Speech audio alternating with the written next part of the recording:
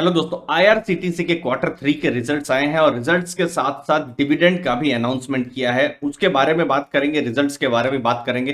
पहले डिविडेंड के बारे में आपको मैं बता दूं, ₹2 पर शेयर आईआरसीटीसी ने डिविडेंड का अनाउंसमेंट किया है और 17 फरवरी एक्स डिविडेंड डेट रहने वाली है आईआरसीटीसी के लिए। तो ये आपको ध्यान में रखना है। अगर कोई इन्वेस्टर है जो आईआरसीटीसी में ऑलरेडी इन्वेस्टेड है और वो 17 तारीख तक स्टॉक को अपने पोर्टफोलियो में रखते हैं तो उनको डिविडेंड मिलेगा। लेकिन वो लेट से 16 तारीख को बेच देते हैं या 15 तारीख को, जो भी डेट रहेगी, अगर वो बेच देते हैं तो फिर डिविडेंड नहीं मिलेगा। मतलब 17 तारीख को उनके पास मतलब जो स्टॉक है वो होना चाहिए। तो ये एक ध्यान में रखिए। 18 तारीख जो है रिकॉर्ड डेट रहेगी आईआरसीटीसी की। अब मैं रिजल्ट्स के बारे में बता दूं, अगर इस बार क्वार्टर 3 की अगर आप बात करें, 556 करोड़ का रेवेन्यू है। क्वार्टर 2 में आप देखेंगे 421 करोड़ का रेवेन्यू था। तो revenue quarter on quarter increase हुआ है। बहुत हद तक चीजें सामान्य हो गई थी। रेल ट्रैवल जो है, ट्रेन ट्रैवल नॉर्मलाइज हो गया था, तो बिल्कुल वो भी रिजल्ट्स में दिख रहा है। अगर हम अक्टूबर से दिसंबर 2020 के साथ कंपेयर करें तो फिर तो बहुत बड़ा जंप है, लगभग 100% से ऊपर का जंप है। लगभग 245 करोड़ से 556 करोड़ हुआ है। प्रॉफिट्स की हम बात करें, इस क्वार्टर में ही 208 करोड़ का प्रॉफिट हुआ है। अब ये नंबर इसलिए इतना सिग्निफिकेंट है क्योंकि पूरा फाइनेंशियल ईयर 2021 में 184 करोड़ का प्रॉफिट हुआ था।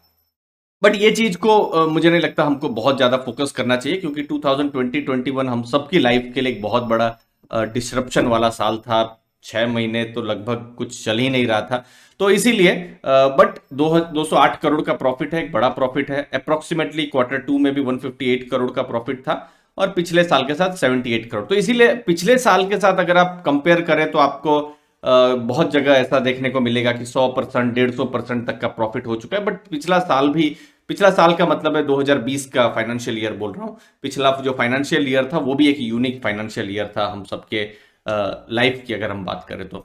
अब इन प्रॉफिट्स की हमने बात की, लेकिन आईआरसीटीसी पैसा कहां से कमा रही है? बहुत सारे बिजनेस के उनके सोर्सेस हैं, लेकिन इस बार भी जो जो हमने प्रीव्यू किया था, इस बार भी सेम चीज ही नजर में आ रही है। इंटरनेट टिकटिंग से ही पैसा आ रहा है। अगर आप देखिए रेवेन्यू, मतलब 312.8, मतलब 313 करोड़ का अगर रेवेन्यू है तो उसमें से 265 करोड़ का टोटल अगर आप देखें तो मतलब before tax, profit before tax वहीं से ही है, जो कि एक बहुत बड़ा मार्जिन है। ये वाला जो बिजनेस है इंटरनेट टिकटिंग, दूसरी यहाँ पर मोनोपोली भी है आईआरसीटीसी की, जो इसको और स्ट्रेंथ देता है। मतलब इंटरनेट टिकटिंग मतलब आईआरसीटीसी।